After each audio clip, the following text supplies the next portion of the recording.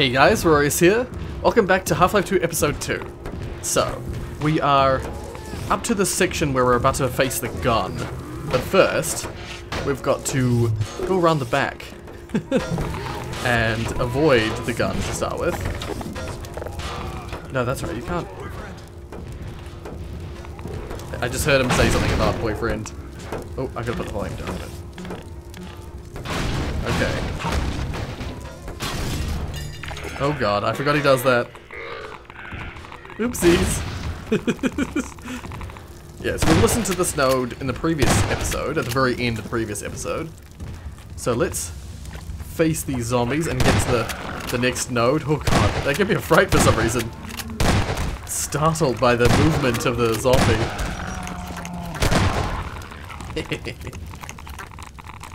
Okay, I think we've dealt with all of them. Are there any nodes in this area? No, just the one up here. All good. Well, let's turn off AI for a second. Make everything quiet. Some playtesters didn't realize that they would need to climb over trucks to navigate around the autogun emplacement. So we added this truck jump early in the level as a form of introductory training. Yeah. Oh god, whoops. It's amazing how much of that they had to do. Like, I do feel like sometimes... There we go. I do feel like sometimes it's like... I mean, I'm sure that there were probably some legitimate, like, not stupid players who were doing that. And so that's why they would have done it. But I sometimes just get the feeling like they've needed to pander so much to the people who are not very good at games. But yeah, no, it's fair enough. It's fair enough. There's plenty of changes they did make that were valuable. And even I have come into problems where I just didn't realize that something was something I could, you know, I didn't realize the solution. Okay, so before we move through, let's listen to this. In order to train players that crouching through the trenches is critical for survival, we did several things. First, we start the player in the safe position by forcing them to crouch under the fence to enter the area. Once inside, they learn by watching the zombies. Upright zombies are gunned down, but their torsos are free to roam in the shadow of the junk. Some playtesters believe that while the guns were busy shooting zombies, they would be able to move freely. To counteract this impression, we increased the number of guns from 1 to 3, making it clear that there was always going to be a gun free to shoot the player. Yeah. So yeah, once again, a lot of effort goes into just what seems like a simple mechanic. Yeah, no, I think the way that... Yeah, perfect, right there. What we see right there. Perfect. Where we see an upright zombie get shot down, become a crawling zombie, and then not be shot. Perfect. Oops. I quick saved right as that was coming towards me. Oh. I let myself stand up automatically for a second there. Uh-oh. No! Stop it! Should have used the gravity gun. It's okay. We got it. Whew. Oopsies. God damn it.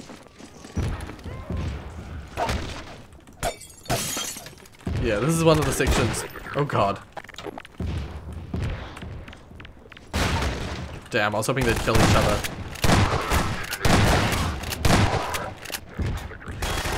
I'm like sometimes like duck into cover, and then I just like get straight hit in the face. I duck.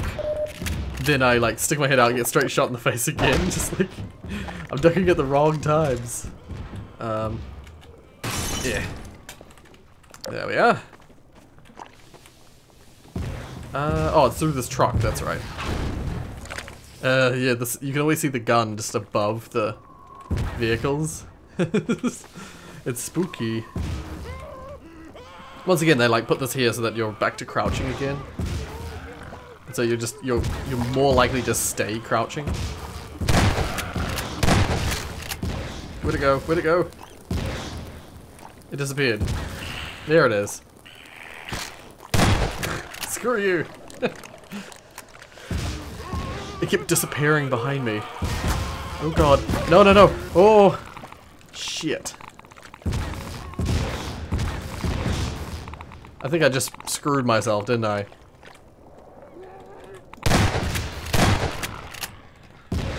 Ah! Okay. Whew.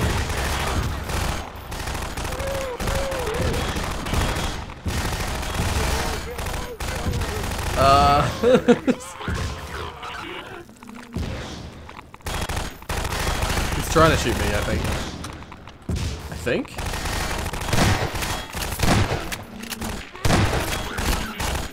You bastard. I want to listen to a node. Okay, let's turn this back on, so I can aim. Okay, wait, stop. There we go. Quiet. Zombies serve the double purpose of horror and humor.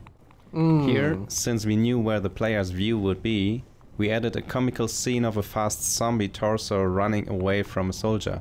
I think it would have been equally funny if they had made the soldier running from the fast hit grab zombie torso.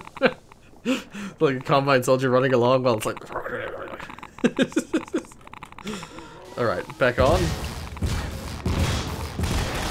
It's so useful. I'm so glad I discovered that. Like, the whole turning off the AI thing. I wish I'd discovered it sooner.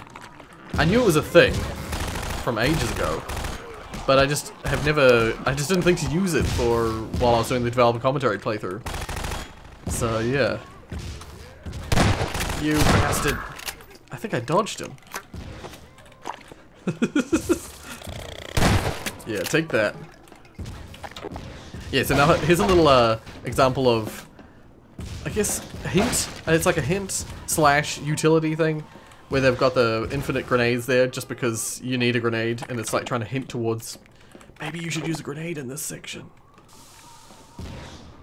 Damn it, I can't get the element of surprise. Just grenades everywhere. Oh god. Get some more.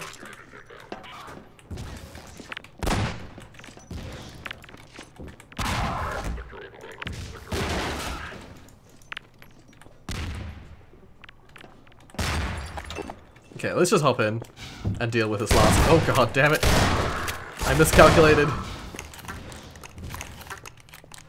Okay, they had a secondary back area so they could hide even further in. Bastards. Oh, okay, here's another grenade stack here. But yeah, I'm pretty sure this node's gonna say something about that. Or maybe it's just maybe it's this thing it's gonna talk about actually. Never mind.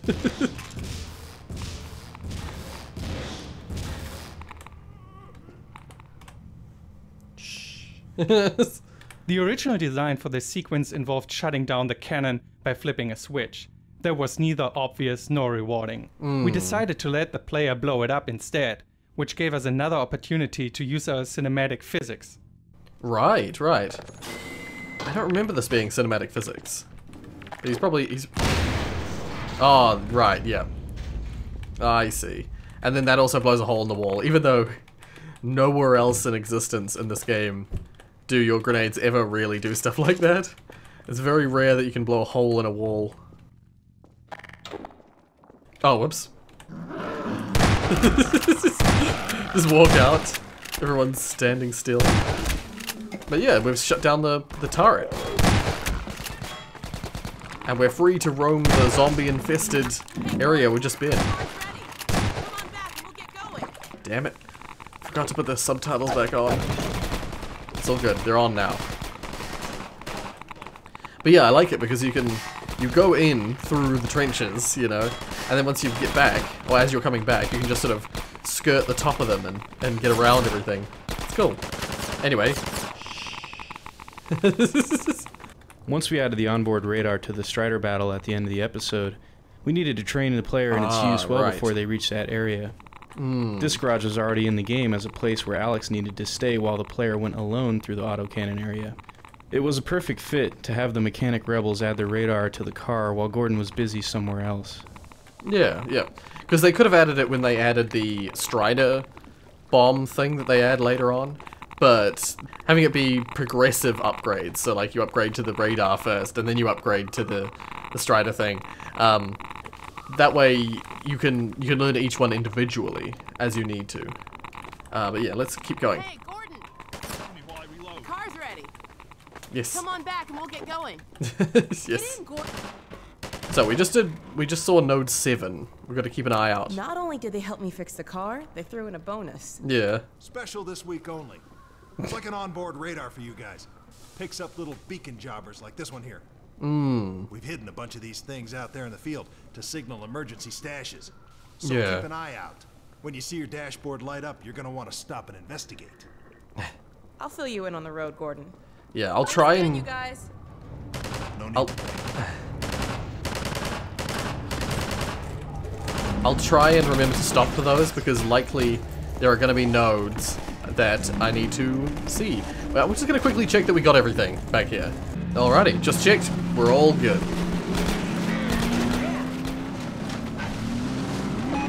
What's that? Something on the radar. Yeah, see, like, right Stop the here. car, Gordon. Here's the very first According to the example. radar, it looks She just stopped talking mid-sentence. it must be this van. Yeah. Oop. Oh, there's a... Because you don't know if I've used. It blew up that. Cleared up that little problem. Yeah, now you use the gravity gun. Yeah. You can pull out all the ammo and stuff. Wait, is there anything else in there? There is. There we go. Little dispensary. Stop giving me the cardboard. Or the, sorry, the crate wood. But yeah, so there's an example of this very first example of one of the little radar thingies. This little blue thing in here. Yeah. But, let's listen to this. There's a lot of energy that goes into shaping Alex and making sure she stays on the right path or stays true to the vision that I think we have for her. You know, I want Alex to be liked. I know everybody at Valve wants Alex to be liked. But what is really great is that if I get off course or if I've been in the booth too long and I'm starting to sound a little naggy, then I have somebody who's there to kind of pull me back and say, hey, why don't you try it this way? Or I think you're veering off course and starting to sound like like somebody's mother or something, you know, because Yeah. I'm there to help if you're lost, you know, the get-goings or stuff like that, to help keep the game moving and keep you on track. And, you know, there's a kind of a fine line. You don't want somebody constantly bothering you, but you also want a friendly companion. You know, you want somebody to help you out once in a while. So trying to not go one way or the other was a bit of a trick for us. Yeah, I guess that's with every, like, side character or, like, sidekick character in these kind of games. You need to have that balance. Yeah, we get to see another angle that Alex can get into the car. It's cool. Yeah, so that was node 8. We've got 2 more nodes somewhere in the level. I'll try my best to keep an eye out. Nice move.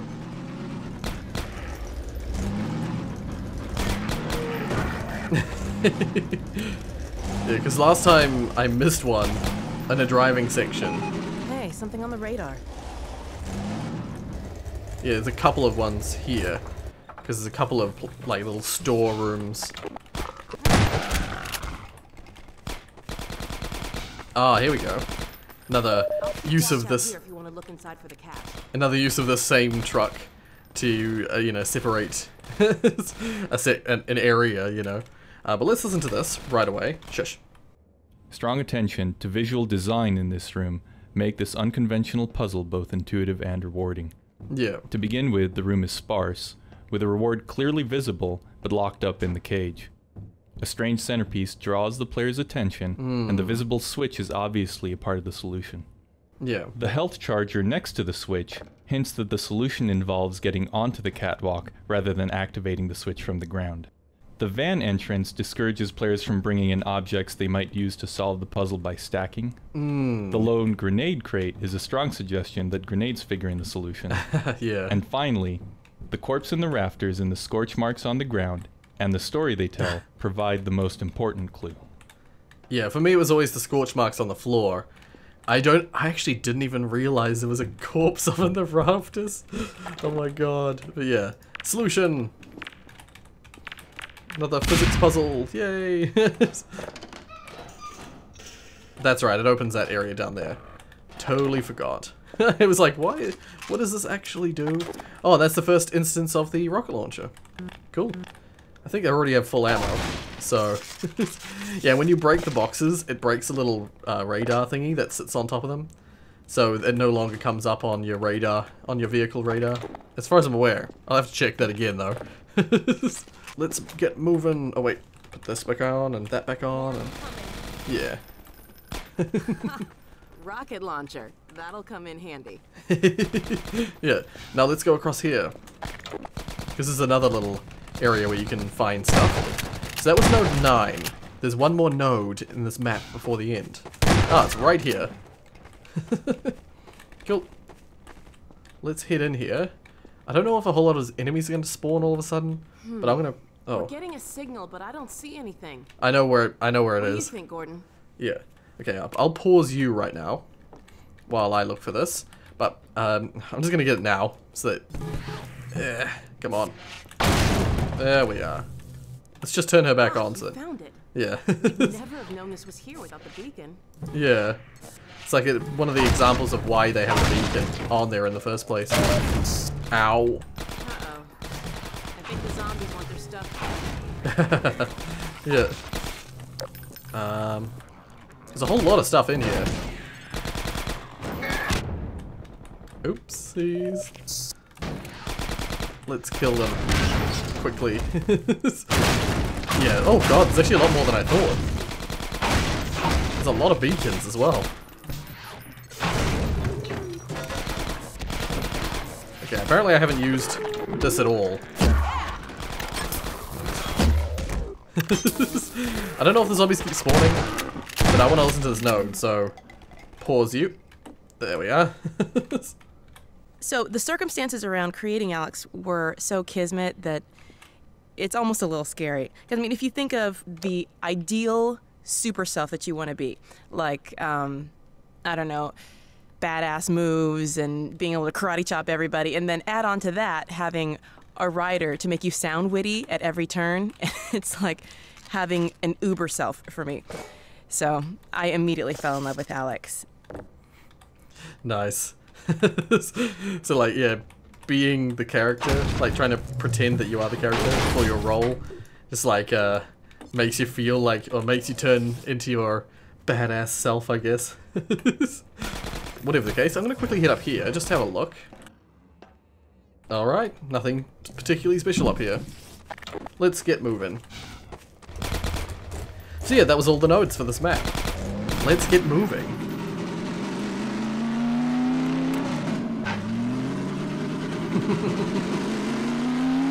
Yeah, so there's some interesting pieces that they've dotted around the map, but most of the time, because I don't need those pieces, like I'm not usually doing a developer commentary playthrough, so those pieces of side storytelling, where, you know, that just reward you with boxes, they're not usually rewarding enough for me to bother. Yep. And so I never stop in this section. So yeah, I always find this section, it's my own fault, I guess, in that case, that I find these sections kind of boring. They're much more interesting when they're full of nodes, because you get to actually learn a bit about the design. But whatever the case, let's have a listen. The approach to the White Forest Inn contains a number of elements that set the scene for the coming ambush. The road is blocked by combine walls. A soldier spots you in the distance and radios you in, and 2 hunters run across an opening on the far side of a fence. All these clues are there for the attentive player to spot directly, or to create a sense of growing apprehension in the player who might be paying slightly less attention to the details. Yeah. Let's listen to this one now. So in each episode, we start by agreeing on how to use color choices to create and reinforce the right thematic tone. The tint of a scene can be a powerful source of mood. Episode 1 was pervaded by deep reds. For episode 2, we made heavy use of blue tints in the outdoor areas. Greens. Yeah. The blue was meant to set an ominous tone, while the warm splashes of sunlight were intended to offer visual contrast that suggests a glimmer of hope. It's starting to get a little pretentious there. But definitely I like in episode 1 there was definitely lots of orange and red, the color theming, I guess. But yeah, in this game, it's much more blues and greens, much more sort of soft colors. To me, it feels more like a reflection of the fact that we're getting further away from the like, the danger, I guess. We're getting further away from the terrifying threat of a Combine portal. But also, yeah, I guess you could say it's also cold, like it's, I don't know, it feels almost like the world is dying. I don't know. I'm just talking out my ass. Ignore me. Okay, let's put the stuff back on so that Alex can actually move around. Yeah, interestingly... There goes the radar. Oh, yeah. Interestingly, they mentioned about the placing little hints towards this little trap that's up ahead. I actually never knew... I never noticed those things. Oh, yeah, there's a couple of hunters right there. Huh. Somehow I just never noticed them. Yeah, where is this entrance again? Is it around here? There's a little cave entrance. Do you mind if I wait in the car? Go right ahead, Alex. Oh, here we go. It's up here. Let's have a listen to this. A question I get asked a lot is, what is the big difference between acting for stage and film and then acting for a video game? Because this is the first time I've ever done a video game.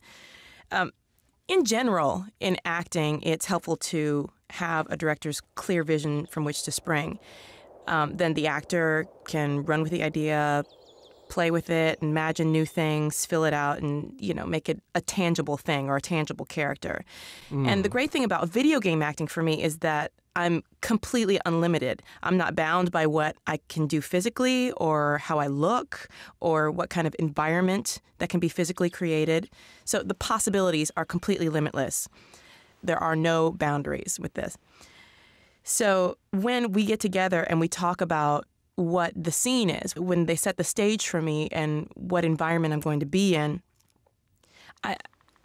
I immediately get a complete high, and I can only imagine that it is something like how somebody gets when they actually see the game, because it blows my mind, the pictures that they paint about, you know, where we are, what situations we're in. So we discussed that a little, and then from there, just kind of go on, I guess, instinct is the only way I can really describe it, because I just take what they give from me and kind of volley it back in the way that it comes out immediately.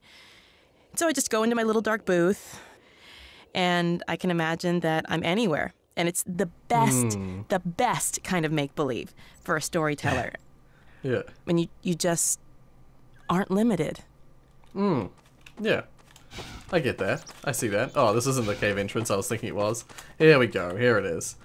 So yeah. No, that is a field I would love to be able to work in. If I could be a voice actor, I would love that. I've often thought about trying to lend my voice to things, but at the moment at least, I don't feel like my voice is at a very good quality especially for like professional voice work. So for now I'll just have to ignore that side of my passion, I guess. That was bad English. I don't know how to word that correctly. Yeah, I have to just stick to what I'm doing now and not worry too much about trying to do other things. Wait, did I turn? I don't remember if I turned that on. I did.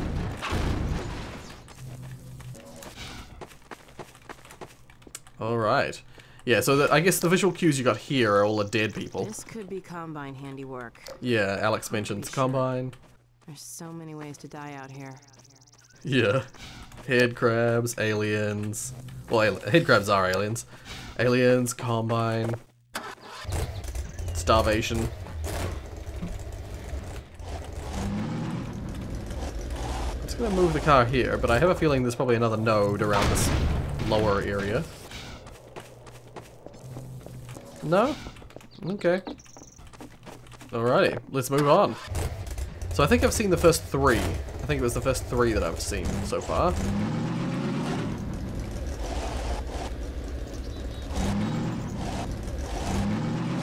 Yeah, this scene this is a cool scene. I like all of the sections where they like pause the I guess the grind of the drive. The drive is a bit of a grind. All the parts where they pause that and they show a different kind of situation. Like this. the holdout. Yeah, it's nice. It feels better. I'll have to get rid of everyone first, and then come back and listen to all the nodes, I think. I feel like this has too many holes, too many things where people can shoot in.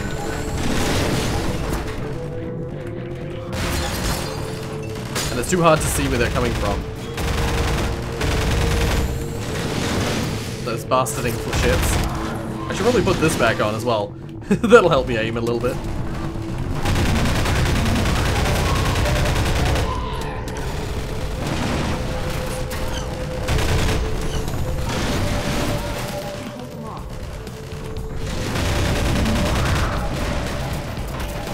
Oh man, I'm nearly out of ammo for this. I wanted to use the combined ball launcher. Because they kill those striders, those hunters instantly. Damn it. Alright, let's get some boxes. Maybe they'll have some. Yes, they have ammo. They have the ammo I wanted.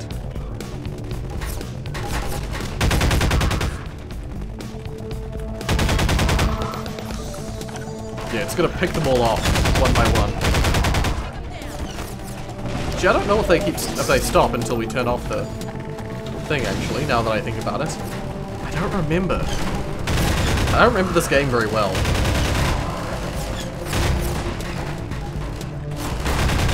I get the strange feeling like this was the least played. This is the one I played the least of the games. I played Half-Life 2 like a hell of a lot. And then I played Episode 1 probably just a teeny bit more than Episode 2. I played derivatives of Episode 2 a lot. Reloading.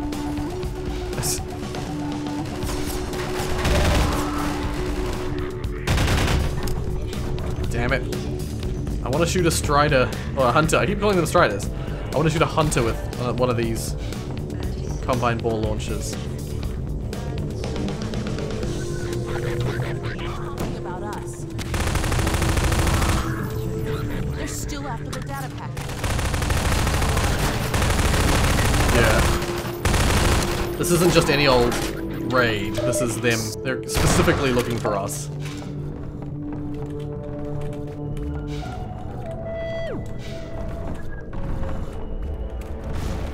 There we go. He just disappeared. What the friggin' hell? This is real tough, yeah. He literally just vanished. Where's the basement? Oh, there's the basement. I was wandering back and forth, trying to figure out where the hell the basement was. No, it's not. It's the best place to fight them. They're weak here. We have dominance here. Because they're pretty good at killing themselves with their own flechettes, so they don't fire when they're close by. It's too much. So that, yeah, if you're in close proximity, they're in their worst situation.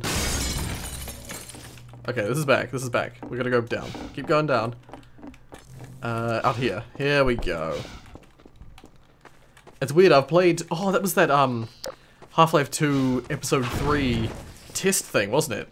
Where there was, like, a version of this map that had all sorts of, like, procedurally generated aspects to it. Yeah, that's right. I'll have to remember that node's there, and I'll come back to it. Let's listen... Or let's, get this thing out of the way. This door out of the way. And then we'll come back and we'll listen to all the nodes. All at once. I forget where it is. Oh, good. I wanted another one of those. Yeah, those combined ball thingies. That's right, it's back up here, isn't it?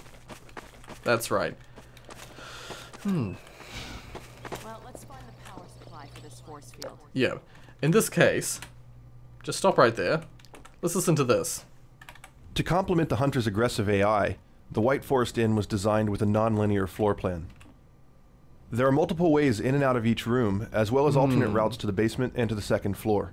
Yeah. As the player moves through the inn, the hunters often select a shorter route and surprise the player by arriving first or by heading them off altogether. Right. The last hunters that enter the building destroy 2 of the doors that have trapped Alex and the player inside. Right, yeah. Removing these obstacles opens the entire outdoor arena for combat, allowing the player to choose whether to fight the hunters within the building or take them on outside. See, I always try and kill everything while I'm still in the house, so by the time I get outside, everything's gone. Let's listen to this now. One issue with a number of our encounters with the Combine is they don't live long enough for players to experience some of their more interesting AI. Some unique elements introduced here with respect to the Combine are branching assaults, so the soldiers introduced to the field don't take up predictable positions. Flexible assault points, so that soldiers can stray from designer-specified locations to establish line of fire or cover. Assault progression, a feedback system so that soldier advances respond to player actions and skill rather than timing. Giving soldiers different tactical roles. For instance, squads in the field distract the player, allowing other soldiers to execute surprise moves not present in our typical frontal assault scenarios. The net effect of these changes is that the soldiers appear to have awareness of the layout of the building that you're trapped in, and a strategy for flushing you out. Right, right. Well, in this context... The wire runs back up the hill to those buildings. Let's check those sheds at the top of the hill. In the context of this, yeah, she decided that I had taken too long. She gave me a hint. Even though I turned her AI off, so shouldn't have done that. It's weird. But yeah, in the context of this section, that whole squad system makes a whole lot of sense because... Oh god.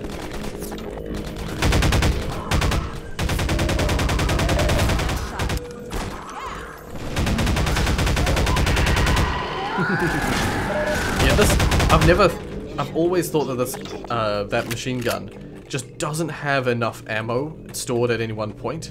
Like, you have a lot of weapons that have a fair bit of ammo stored, but this weapon is one of the ones that just doesn't have enough storage space. Like, the shotgun's pretty good. It's not as good as it used to be in Half-Life 1, but in Half-Life 1 you did have a ton of space. You don't really need that much. But yeah, this pistol is another one. This Magnum, revolver, I should say. Yeah, that's another one. But you got like plenty of ammo for these other weapons. Yeah, I don't know. Okay, so let's try and get rid of this guy. I don't know if that was far enough. It was. Wonderful. And they give me a nice little handy crate here. There's the power source for the shields. Yeah. Huh. They haven't skimped on security either. Let me see if I can disable the shields and get you closer to the reactor. Yeah, I think that's what happens here. Yeah, that's right. Open them from here, but I won't be able to come in with you. Yeah. Yeah, she turns them off and you hit in, and then they get forced back on. Sorry, Gordon. This thing's fried. Since I can't help you in there, why don't I stand watch outside while you disable the power cell? We've had enough surprises for one day. Yeah, the thing is we have grenades, so we should be able to... He should be able to... Where did he even come from? He fell from, like, nowhere. But, we have grenades and stuff. We should be able to just blast our way through. Like, this is just a fence. This is just a... Yeah, I don't know. It's just one of those things with games with grenades and stuff like that is, you know, lack of destructible environment means that, yeah, there's weird logic. But that's a pretty standard phenomenon in games.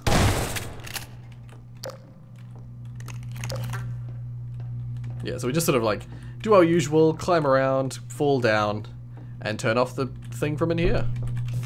Once again, thank God we have a gravity gun, because we need it.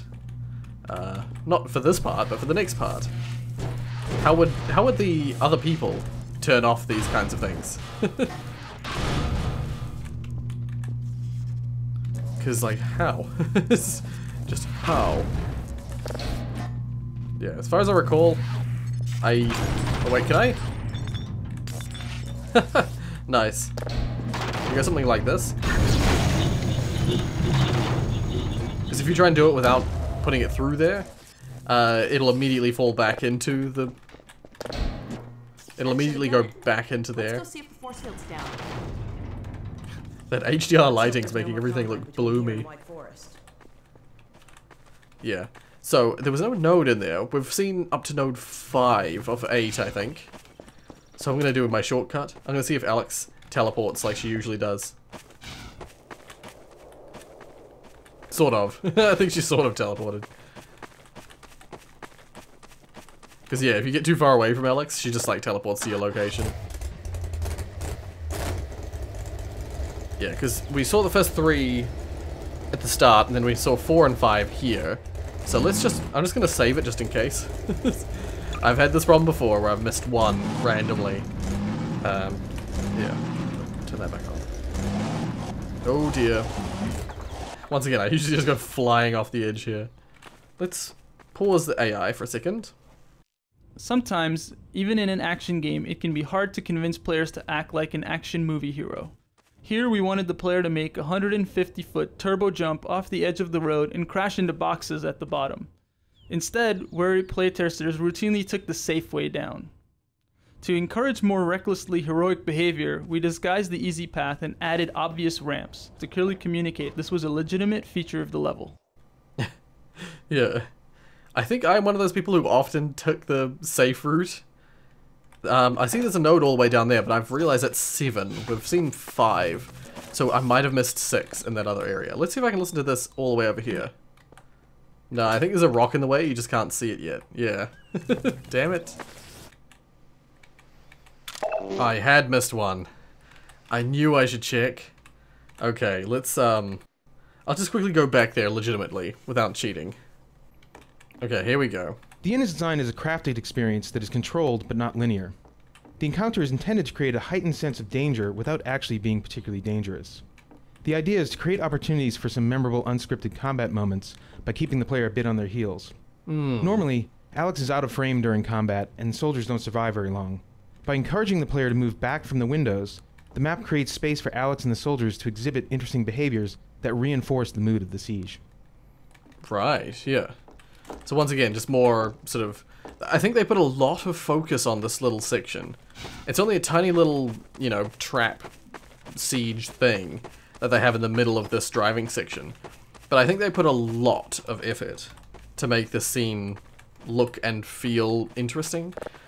What's interesting though is I don't think it's all that particularly memorable. I think, yeah, there was a lot of behind the scene kind of... Oh Jesus! Oh. Yeah. Oh wait, did that mean I missed the other node? Damn it! This is why you go the safe route. God damn it! There's a node right here. Damn them making me nearly miss the node. As I'm sure a lot of people know, I perform on Broadway, and sometimes people will show up at the stage door with Alex Vance posters to sign, or just an encouraging word about the game, and just, oh my gosh, I saw in the playbill that you played Alex Vance, and it gets me so hyped when people come up to me and are excited about the game, because I don't get that immediate feedback that I get on stage every night. So when somebody tells me that they liked it face to face, it's really, really exciting to me. But so I guess a couple of people have taken pictures with me at the stage door. And I went through a phase where I wanted to know what people thought of the game. So I was looking on like message boards and checking out what the chat was.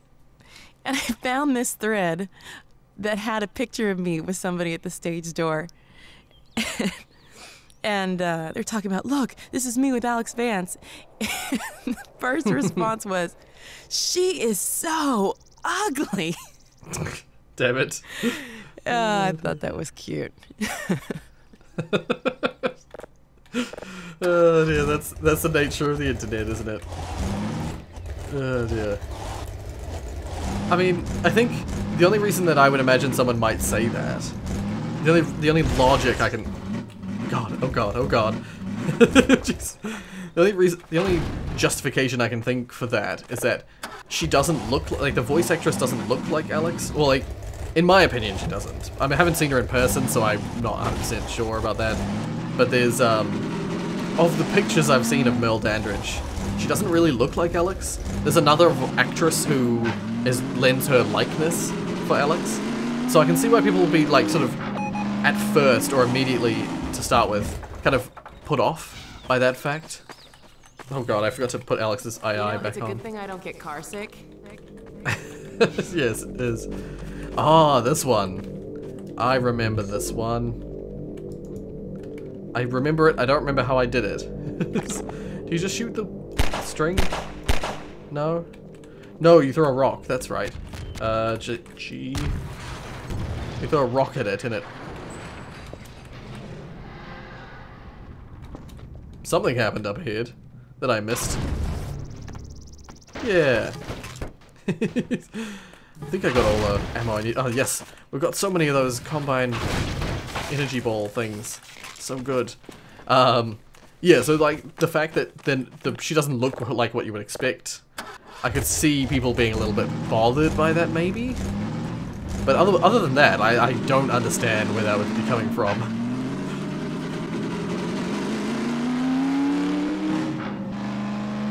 Yeah, that's like me trying to work it out logically in my head. Because there's usually got to be a kind of reason of some kind. That doesn't sound good. Yeah. But I believe that's all I have time for this episode. So, yeah, I'll just dim the volume for in the edit. But yeah, no, we got a lot of that section. I remember that section. This is one of the sections that I remember the most, like, vividly from when I played it last time, was all of the stuff from Merle Dandridge. Because she had a lot to say, or she has a lot to say, about, like, what it's like to be a voice actor. And I think that's really interesting. I love the idea of that. I wouldn't know what it's like myself, but I love the idea of that.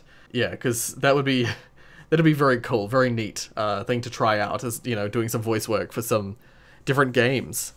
But yeah, I don't think I'd want to be. I think I'd only want to do like TV shows and games. I don't think I'd want to have my face on a character. Like I wouldn't want to act as a character, but just doing some voice acting work would be really cool. Would be really interesting. It's tempting to just put a listing on one of those voice acting sites that the likes of Scott Cawthon uses to get his voice actors, because yeah, that way you don't have to. You can just put your name down, and then when things come along, you can just send in applications for the voice and stuff like that. And yeah, it might be neat. It might be interesting thing to try. Whatever the case, if you like what you saw, hit like. If you want to see more from me, then subscribe. Thank you so much for watching, and as always.